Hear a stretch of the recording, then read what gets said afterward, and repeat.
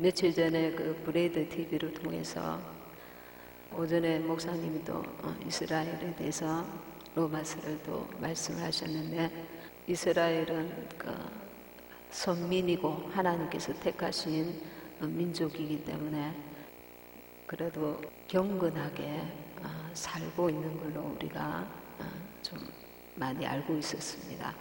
아는 분들이 계실 거라고 저는 생각합니다. 근데 며칠 전에 그 이스라엘의 테라비브에서 퀴어 축제, 동성애 프레이드가 있었습니다. 그 동성애 프레이드에 약 25만 명이, 이스라엘 그 유대인들이 25만 명이 참석했습니다. 이스라엘은 지금 중동에서 유일한 자유민주 국가입니다. 하나님을 섬기는 나라인 유대인들이, 이 동성애자들이 굉장히 많습니다. 법적으로 동성애를 허용한 가운데 있습니다. 그리고 마약을 해도 처형되지 않는 그런 그 상황입니다. 그리고 이스라엘의 무신론자가 40%나 됩니다. 저는 깜짝 놀랐습니다. 유대인들이 아닌 하나님을 대대로 섬기는 나라에서 어떻게 무신론자가 40%나 될까? 그리고 우리 대한민국에도 이 정도는 아닌데 지금 그 동성애자들이 25만 명이나 그 행사에 참석했다는 겁니다. 숫자가 적은 이스라엘 유대인 나라에서 25만 명이면 굉장한 숫자입니다. 그 사회자가 김종철 감독께서 그 원인에 대해서 알아보시고 이런 얘기를 하는 것을 들었습니다. 이 이스라엘에 왜 무신론자가 40%나 되고 동성애자들이 이렇게 많은가에 대해서, 그 원인에 대해서 설명을 했습니다. 그 원인은 독일 그 나치 때 그 홀로코스트라고 여러분 아실 겁니다. 세계 곳곳에서 이스라엘 그 유대인들이 600만 명 이상이 죽임을 당했습니다. 고문과 굶주림과 가스실에 산채로 끌려 들어가서 엄청난 그 고통을 당했습니다. 그때 어린아이의 여자 노인 할 것 없이 있는 대로 죽임을 당했습니다. 히틀러의 그 지휘 아래서 그들이 그 믿었던, 대대로 믿었던 살아계신 하나님께 부르짖었습니다. 하나님 살려달라고 부르짖었습니다. 그런데 그들은 그렇게 부르짖었는데 그 많은 숫자가, 그 민족이 그 많은 숫자가 죽임을 당하는 것을 보고 하나님은 안 계시다, 하나님은 살아계시지 않다, 하나님은 안 계시다, 이렇게 무신론자로 돌아섰다는 것입니다. 그래서 이 땅에서 쾌락주의적인 그런 삶으로, 타락이 극에 달하는 그런 삶을 택한 자들이 많다는 것입니다. 팔레스타인과 이스라엘 국경 지역에는 지금도 끊임없이 분쟁이 일어나고, 팔레스타인들이 수많은 그 연에다가 불을 붙여서 이스라엘로 띄워가지고 농경지가 불에 타고 많은 사람이 다치는 지금 극한 그 대립 가운데 있습니다. 그 얘기를 들었을 때에 정말 하나님의 심정이 어떠하실까? 많은 민족 가운데 선민, 하나님이 택하신 민족인데 세계 어느 나라보다도 타락하여서 동성애자들이 이렇게 많고 무신론자가 이렇게 많은 것을 볼 때에 하나님 아버지의 심정이 어떠하실까? 정말 우리 이방인을 구하기 위해서 이스라엘에 잠시 하나님의 그 성령이 그들에게 떠나 있는 동안에 그들은 엄청난 고통과 이방인을 구하기 위한 하나님의 섭리에 의해서 유대인들은 엄청난 고통과 고난과 죽임을 당하는 비참한 그 고난에 처해 있는 것을 보게 되었습니다. 그리고 성령께서 지금은 이제 유대인들을 위해서 이스라엘을 위해서 우리가 이제 기도해야 될 때인 것을 깨닫게 하십니다. 저와 여러분들 지금까지 우리가 우리 이방인을 구하기 위해서 하나님의 성령이 이방에 넘치도록 역사를 많이 하셨습니다. 근데 이제는 이 마지막 때에 이제는 주님 앞에 그들이 예수님을 그리스도로 인정하고 믿고 돌아오도록 기도해 주어야 합니다. 그래서 이것을 볼 때에 너무 마음이 아프고 주님의 심정은 어떠할까 이런 마음이 듭니다. 우리가 저렇게 택한 주님의 백성이더라도 저렇게 타락할 수 있다는 것을 우리가 마귀가 그들을 가만 내버려 주지 않고 영원히 버림받도록 그렇게 지금 역사하고 있는 것입니다. 그래서 우리에게 이방인의 그때 성령께서 지금 우리에게 역사하실 동안에 우리는 정말 정신을 우리도 바짝 차려야 되겠다. 이 마지막 때에 우리나라에도 지금 동성애자들이 많이 생겨나고 지금 여러 가지로 많이 타락한 가운데 있지 않습니까? 제주도에 그 난민이 수용 정책이 통과했다고 그럽니다. 그래서 예멘인들이 지금 들어오고 있는데 예멘인들은 이슬람 교도들입니다. 이슬람 교도들은 그 가운데 그냥 살기 위해서 순수하게 들어오는 이들이 있지만 의도적으로 전 세계를 이슬람화하기 위해서 계획적으로 들어오는 이들이 있다고 합니다. 지금 프랑스, 영국 이런 데는 이슬람인들이 들어오면은 일부 다처제가 되어가지고 굉장히 그 출산을 많이 하게 됩니다. 그래서 숫자가 어느 정도 불어나면 목소리를 내어서 자기들의 그 법을 요구하고 자기들의 그 여러 가지 이슬람 정책을 통과시키려고 합니다. 영국의 그 런던 시장이 이번에 이슬람인이 되었다고 합니다. 이게 간단한 이야기가 아닙니다. 이 이슬람인들이 들어오면 폭력과 그 여자에 대해서 아이들에 대해서 마치 짐승 취급을 하고 굉장한 그 악행이 저질러지고 있습니다. 제주도에 지금 굉장히 위험한 여러 가지 그 일들이 지금 진행되어지고 있습니다. 그래서 우리가 이 제주도를 위해서도 정말 기도하면서 나라를 위해 정말 경각심을 가지고 기도를 해야 될 줄 믿습니다. 지금 한미 군사훈련이 일시 중단되었는데 남북 장성들 모임에서 군사 분계선의 정찰기 활동 중단을 북한에서 요구를 했습니다. 그 남쪽에 60km, 북쪽으로 60km, 120km 내에 거기서 정찰을 중단하자. 북한에는 이게 별 의미가 없습니다. 중단하든 말든. 왜 그러냐면은 북한에서 우리나라를 공격할 가능성이 있지 우리 남한에서 북한을 먼저 공격하지는 않기 때문입니다. 그래서 우리는 그 미군 정찰기나 이런 것들이 계속 정찰을 해야 그 저들의 공격에 움직임이 있을 때에 예방 그 공격을 방어 공격을 할 수가 있습니다. 그런데 지금 이게 통과돼 버리면 우리는 속수무책으로 북한의 공격을 당하게 되면은 하루만 해도 서울이 함락될 수 있다고 그럽니다. 굉장히 심각한 것이죠. 그래서 지금 우리 남한의 여러 가지 지금 위험, 이런 안보와 정치, 경제 굉장합니다. 그리고 책에도 교과서에도 자유민주주의가 아니고 민주주의로 표기한다고 하는데 자유는 개인의 자유를 인정하는 자유민주주의입니다. 근데 그냥 민주주의 하면 이게 전체주의, 사회주의, 결국 공산주의가 되는 것입니다. 그래서 지금 우리나라를 위해서도 지금 기도하고 지금 때가 참 마지막 때이구나.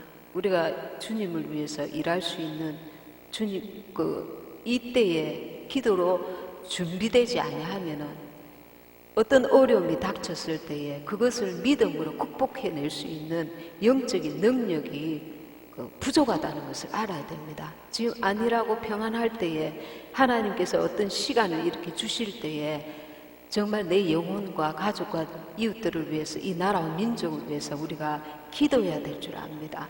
이스라엘 타락해서 막 사람들이 동성애 프레이드를 하는 걸 보고 하나님이 택하신 민족이라도 저렇게 마귀가 엄청나게 역사할 수 있구나. 우리도 우리 자신이 정말 깨어있지 않으면, 남이 문제가 아니라 내 자신이 하나님 앞에 깨어있지 않으면 원수의 여러 가지 미혹과 공격에 당할 수 있다는 것을 알고 깨어있어야 합니다. 그래서 하루하루를 안일하고 나태하게 아니라 내 영적인 자기 관리를 제대로 할 수 있는 저와 여러분이 되기를 원합니다. 신앙생활에서 가장 중요한 것이 무엇이라고 생각합니까? 그것이 하나님과 나와의 관계입니다. 그게 무슨 말입니까? 부모하고 나하고 내가 이렇게 물질을 드리고 뭐 어떤 선물을 하고 그것도 중요하지만 어떤 관계냐 말입니다. 부모를 공경하고 좋은 관계인가, 마음속으로는 원망하고 불평하고 원수처럼 여기는 그런 관계냐 말입니다. 그러니까 우리가 하나님과 나와의 관계가 사랑의 관계로 이렇게 그 초점이 하나님과 나와의 관계가 사랑을 느끼고 하나님의 그 임재를 느끼고 그런 관계가 아니라 마치 주인과 종과의 관계인지 백성과 그냥 임금의 그런 관계인지, 이 마지막 때에 하나님의 그 임재하심과 그 은혜와 사랑을 누리는 자가 되어야 됩니다. 우리가 이것이 없으면은 내 영이 공허함을 느낍니다. 영적인 힘을 잃어버립니다.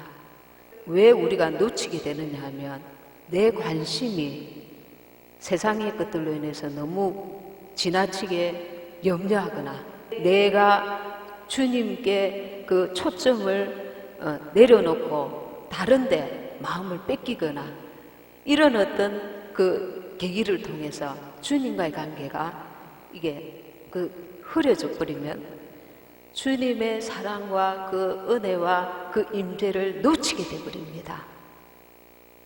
그러면 무엇이 환경적으로는 원인이 없는데 영의 그 답답함을 느끼게 됩니다.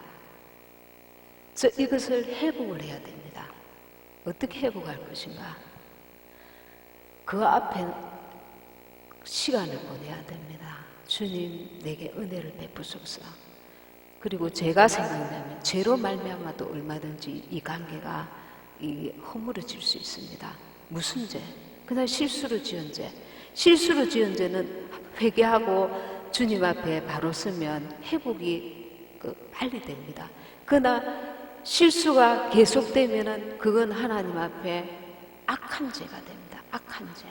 무슨 악한 죄를 떠나서 하나님을 대적하는 죄가 됩니다.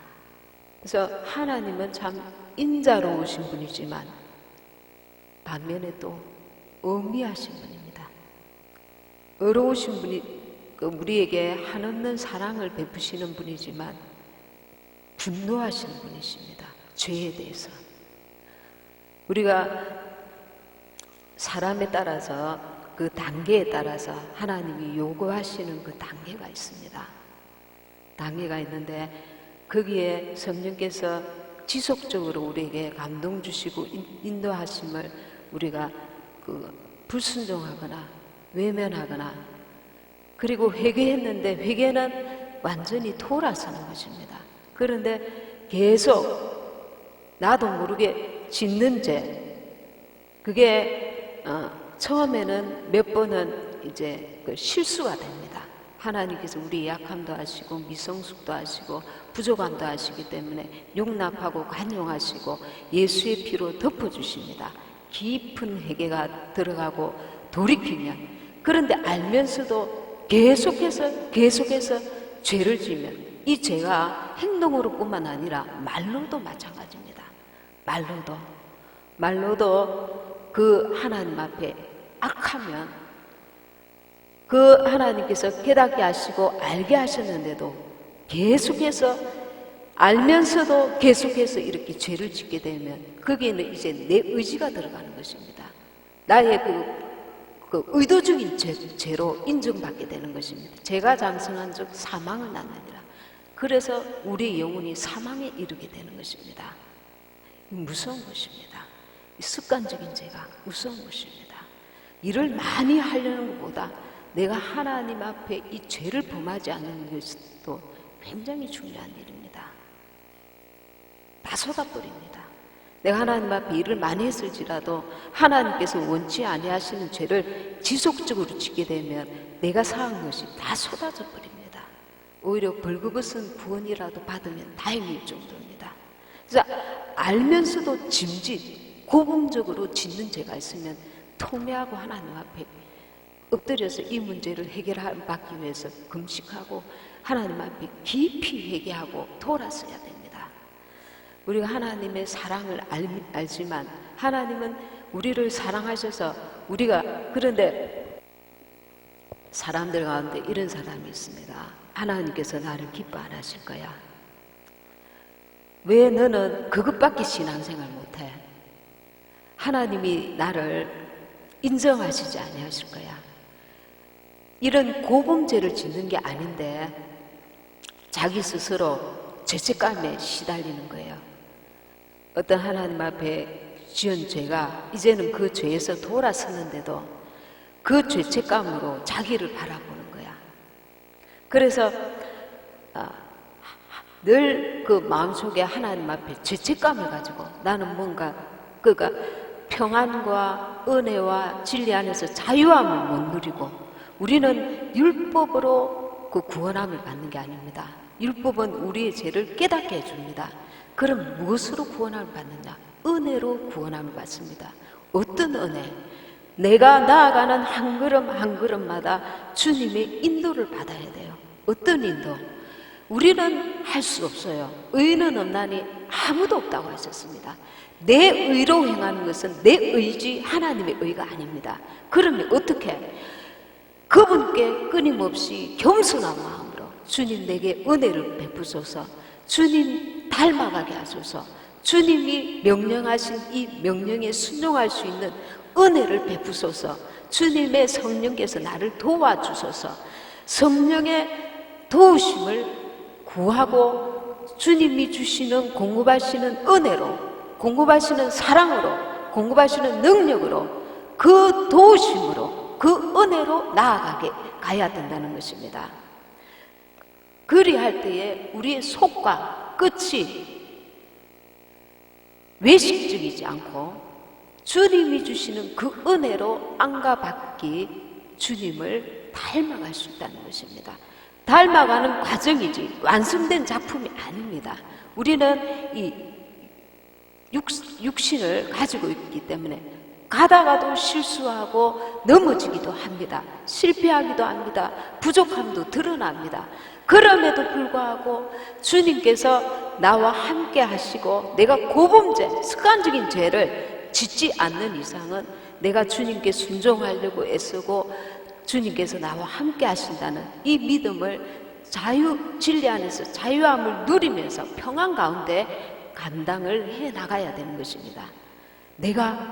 너는 왜 그것밖에 안 돼? 너는 왜 아직도 그 모양이야? 주님께서 우리를 보실 때마다 지적질하시고 판단하시고 비판하시고 끊임없이 책망하시는 게 아닌 것입니다. 우리를 보실 때 우리가 회개하고 난 이후에 예수의 보혈로 씻음받은 의롭다 하심을 받은 우리가 주 앞에 서게 되는 것입니다.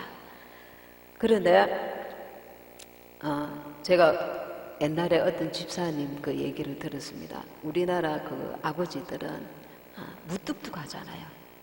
옛날에 양반 그런 제도도 있었고 유교 그런 문화가 있었기 때문에 한 번씩 이렇게 아버지가 자녀들을 불러 모으고 하는 말이, 너 이거 어떻게 했어?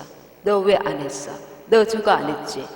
그 모양이야. 아직도 이 불러 모아놓고 야단과 책망만 하시는 거야.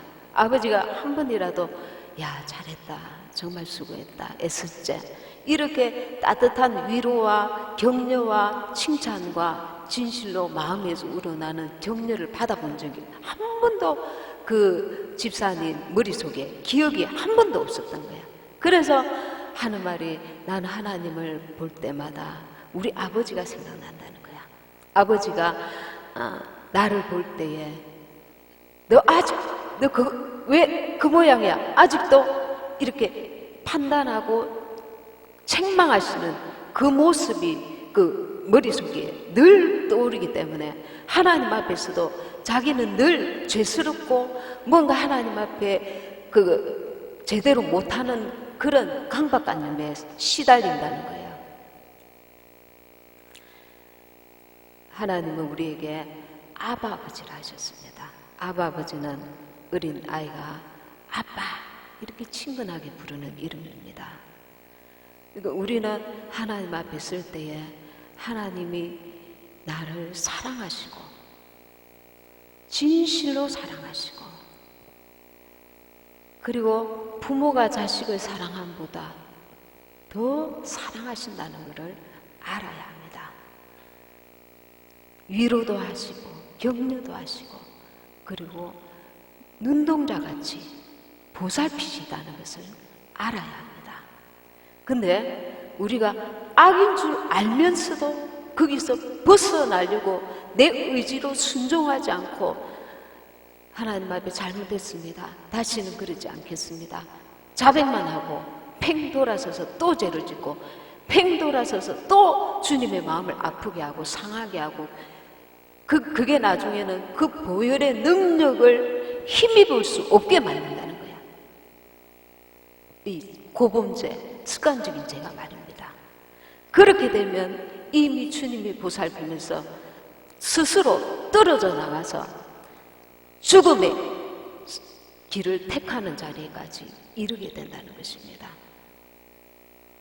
그래서 우리가 하나님을 알되 인자하신 하나님과, 그리고 공의로우시고 엄의하신 하나님을 정확하게 우리가 인식을 해야 됩니다. 한없이 자기에 대해서 불필요한 죄책감에는 시달리지 말고, 내가 하나님 앞에 부족하지만 날마다 그분을 사랑함으로, 우리가 사랑하면 아주 그러니까 이렇게 힘든 부담감으로 주님께 나오는 것이 아니라 그분을 사랑함으로 나아가게 된다는 것입니다. 사랑함으로.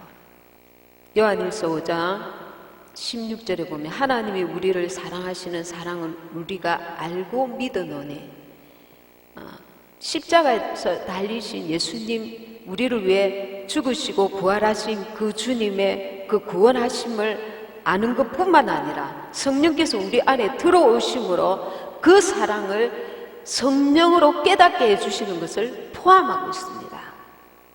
성경에는 그 이스라엘 유대인들을 예수님께서 책망하실 때에 저들 입술로는 나를 사랑하나 마음은 내게서 멀도다, 그 말씀이 있습니다.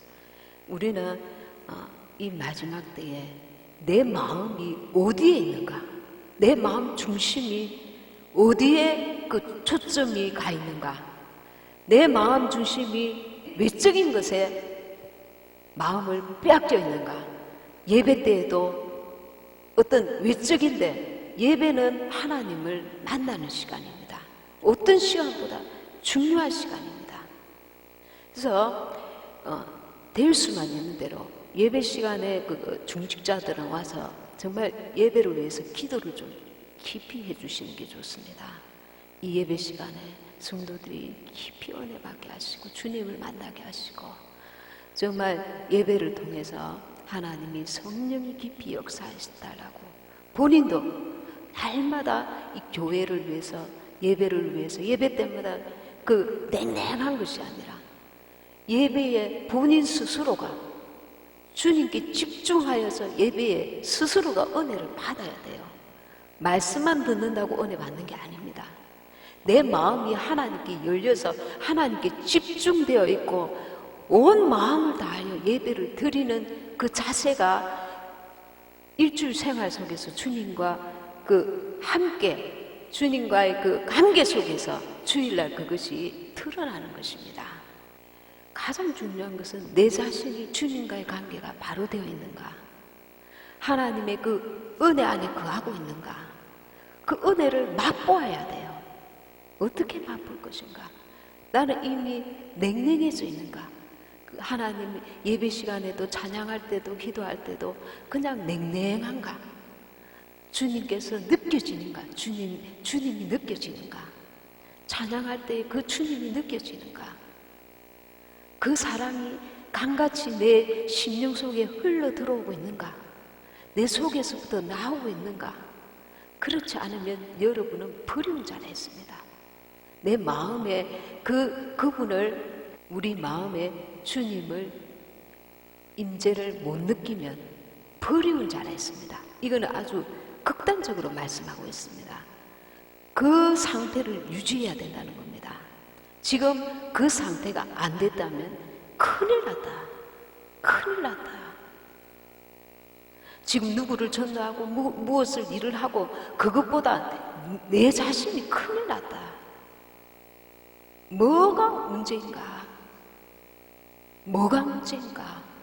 하나님을 집중해서 그분으로부터 나오는 은혜를 구하는 게 아니라 내가 육신의 것들을 지금 추구하고 거기에 마음을 뺏기지는 아니하는가? 내 영적 상태가 이대로라면 휴거되지 못한다. 4장 19절에 보시면 우리가 사랑함은 그가 먼저 우리를 사랑하셨습니다.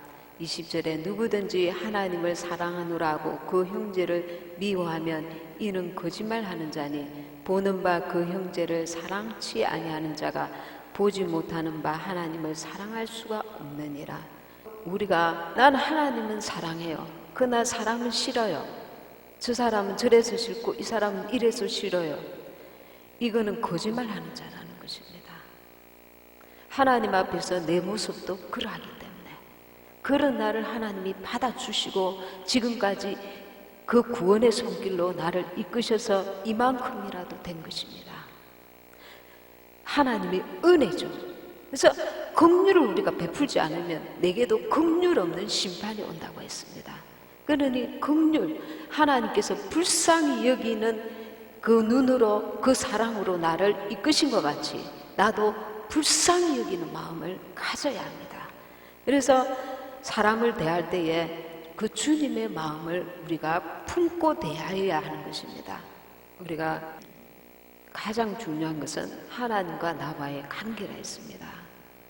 이것을 위해서 시간을 들여야 되고 기도하며 찬양하며 첫사랑을 회복을 해야 합니다. 그것이 가장 중요하고 거기에 대해서 내가 대가를 지불하지 않는다면 계속해서 더 많은 대가를 지불해야 합니다.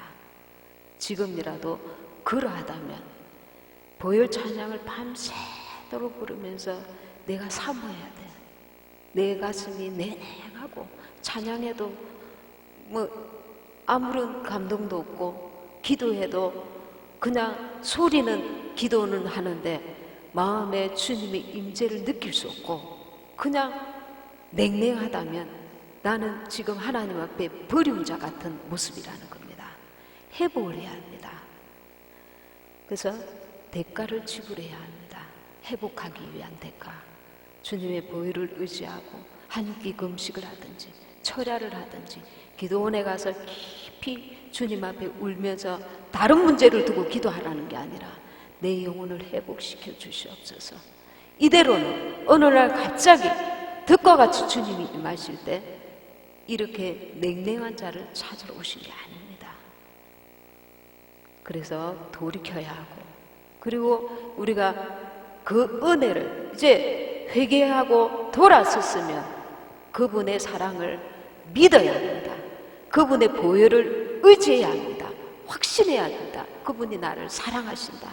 불필요한 그 죄책감에 시달리는 것이 아니라 사람의 가장 큰 사랑보다 완전하신 사랑을 가지고 계신 하나님 앞에 그분을 신뢰하고 의지하며 나의 죄를 완전히 씻어주셨다는 것을 믿어야 합니다. 그 부분에서. 그래서 내가 자유해야 합니다. 자유하고, 그리고 이제는 한 단계 한 단계 성숙의 단계로 나아가야 합니다. 내가 주님을 기쁘시게 할 것이 무엇이 있는가? 소극적인 자리에서 머물러 있지 말고 조금이라도 주님을 더 기쁘시게 해드리기 위해서 내게 이렇게 한 날이라도 더 살게 하신 것은 내가 주님을 기쁘시게 해드리기 위해서 내게 시간을 주신 것이구나. 그걸 알아야 합니다. 그래서 우리가 하나님 앞에 믿음으로 나아가되 그 사랑을 의지해서 나아가야 합니다. 요한일서 4장 13절에서 보면 그의 성령을 우리에게 주심으로 우리가 그 안에 거하고, 성령의 도우심이라야 우리가 그 안에 거할 수 있는 그 능력이 있기 때문에 우리가 나는 할 수 있어, 그런 교만한 생각을 버리고 가난한 심령으로 우리가 하나님 앞에 날마다 나아가서 내게 은혜를 베푸시옵소서, 주의 보혈로 나를 씻어주시옵소서. 그래서 주님의 성령으로 우리가 하나님 그 성령의 도우심을 구하며 주님 앞에 가는 그날까지 우리가 은혜를 구해야 합니다. 봉사할 수 있는 은혜, 사랑할 수 있는 은혜, 감당할 수 있는 은혜, 그리고 그 은혜로 우리가 신앙생활을 해야 될 줄 믿습니다. 로마서 5장 5절에 보면 소망이 부끄럽게 아니하면 우리에게 주신 성령으로 말미암아 하나님의 사랑이 우리 마음에 부음받음이니, 이 성령으로 말미암아 우리 마음에 하나님의 사랑이 부음받음이니, 하나님의 사랑을 날마다 느껴야 돼요. 하나님의 사랑을, 그 인재를 느껴야 돼요. 성령의 이끄심을 내가 느껴야 돼요. 부모가 손을 잡고 아이와 시내에 가다가 아이가 순간에 복잡한 틈을 타서 놓쳤단 말이에요. 부모는 어딘가에 저 멀리 있고 아이는 거기서 헤매고 있단 말이에요. 하나님은, 내 부모는 만약에 그런 경우에 나를 볼 수 없지만 이 하나님은 나를 보고 계시는 거예요. 그때 어떻게 해야 하는가? 기도해야죠. 주님, 나를 도와주소서, 나를 불쌍히 여겨주소서, 또 내 죄를 발견케 해주소서. 어떻게 해서 주님과의 관계가 이렇게 멀어졌는지 깨닫게 해주소서. 그렇게 할 때에 그 사모하는 영혼을 만족해 하시는 주님께서 그 기도를 들으시고 회복의 길을 열어주십니다.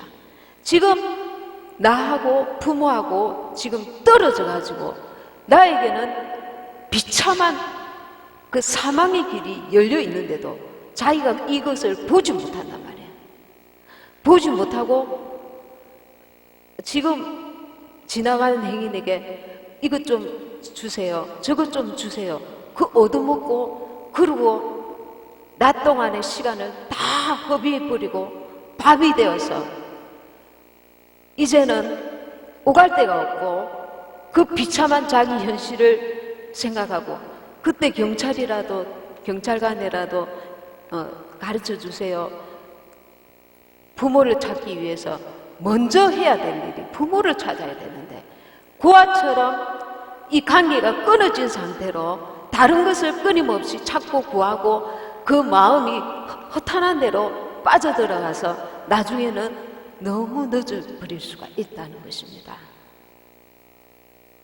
네, 주님은 곧 오십니다. 우리는 알지 못하지만 지금 이 마지막 때의 세상이 이렇게 악하여져 가고 타락해져 있는 모습들을 보면서 우리는 더욱 그것을 느끼게 되실 것입니다. 우리는 이 하나님과의 관계를 가장 소중히 하고 이 주님과의 이 관계 속에서 첫사랑을 회복하는 것을 우리는 늘 가장 중요하게 생각해야 될 줄 믿습니다. 그리고 회복해야 될 줄 믿습니다. 그리고 그 사랑 안에 거해야 될 줄 믿습니다.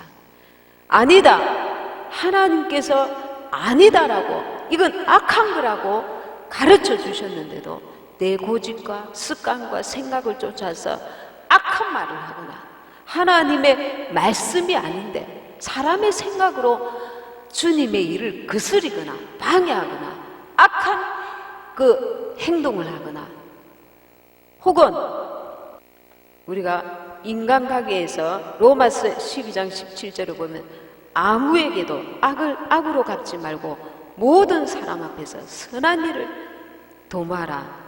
시기와 다툼이 있는 곳에는 악한 일이 있음이니라. 세상에 나갔을 때에 믿는 자로서 참아내고 견뎌내고 이겨내고 관용하고 용서해야 되는데 악을 악으로 갚는 그런 그 죄를 하나님 앞에 계속해서 짓다 보면 이게 습관이 된단 말이에요. 내가 하나님의 자녀로서 주님께서 참는 자에게 복이 있다. 주님의 말씀 앞에 내가 순종하고 나를 쳐서 복종시켜야 된단 말입니다. 그런데 계속해서 참아내지 못하고 인내하지 못하고 그리스도의 그 주님을 닮는 모습이 아니라 계속 실패의 모습, 내 그 육신의 그 소욕을 따라서 내 마음대로 살게 되면 하나님 앞에 그 악이 죄의 삭선 사망의 죄가 계속 자라나서 나를 삼키게 된단 말입니다. 나를 삼키게 된단 말입니다. 그래서 하나님 앞에 우리는 늘 겸손하면서 그 이스라엘 사람들처럼 원망하지 말고 불평하지 말고 하나님이 내게 주신 이게 얼마나 감사한가. 제가 이번에 이스라엘 그 유대인들의 그 타락한 모습을 보고 너무 미안한 마음이 들더라고요. 너무 미안한 마음이 들더라고요. 이제 여러분은 이스라엘을 위해서 기도해 줘야 됩니다.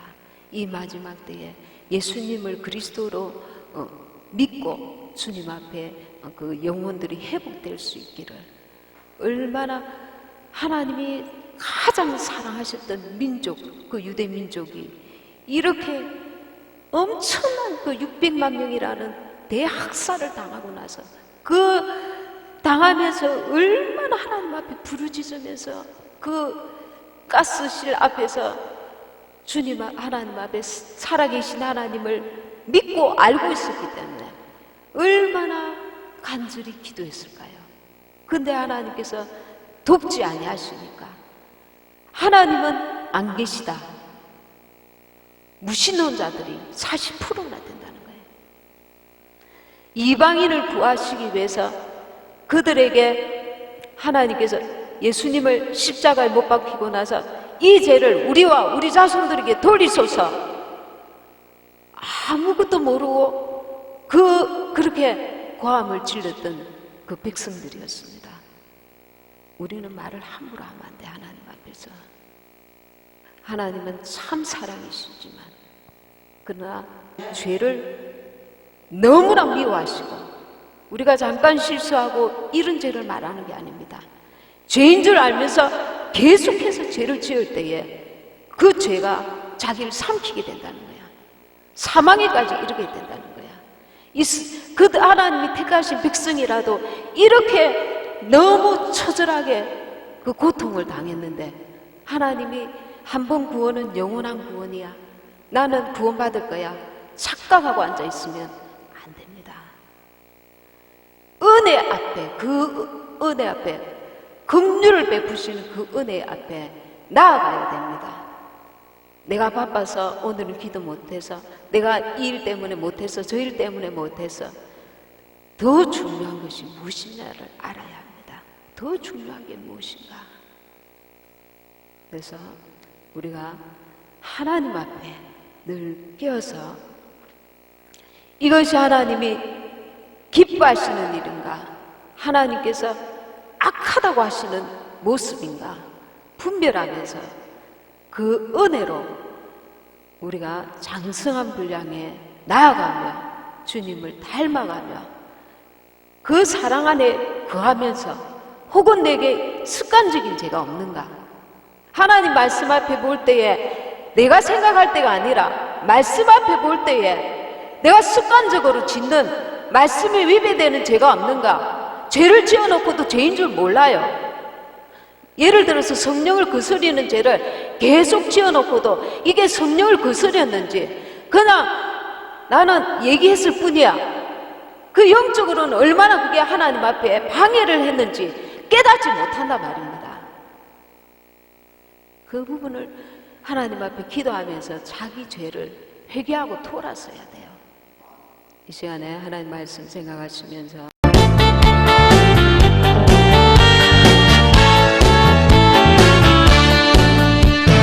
반드시 내가 너를 축복하리라. 반드시 내가 너를 들었으리라. 천지는 변해도 나의 약속은 영원히 변치 않으리. 두려움을 당하고 담대하라. 낙심하며 실망치 말라. 낙심하며 실망치 말라.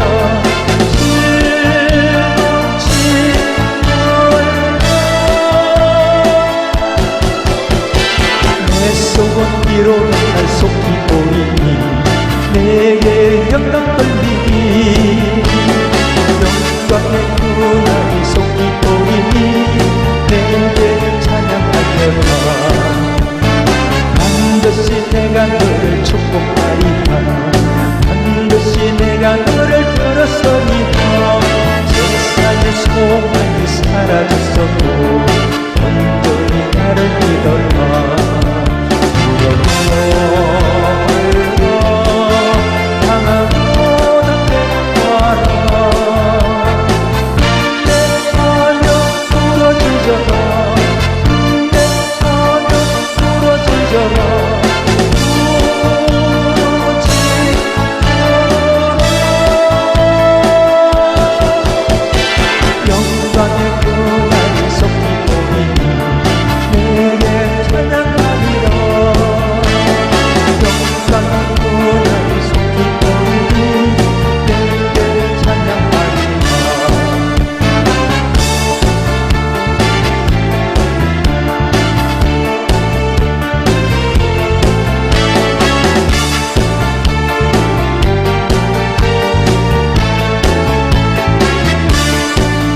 반드시 내가 너를 축복하리라.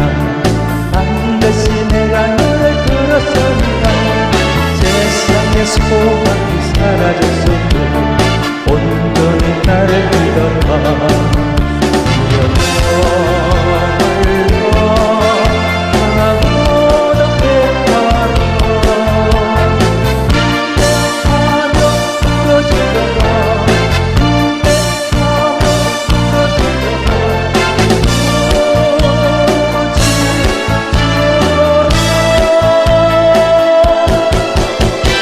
영광의 그날이 속히 보이니 내게 찬양하리라. 영광의 그날이 속히 보이니 내게 찬양하리라. 영광의 그날이 속히 보이니 내게 찬양하리라. 영광의 그날이 속히 보이니 내게 찬양하리라. 영광의 그날이 속히 보이니 내게 찬양하리라. 영광의 그날이 속히 보이니 내게 찬양하리라.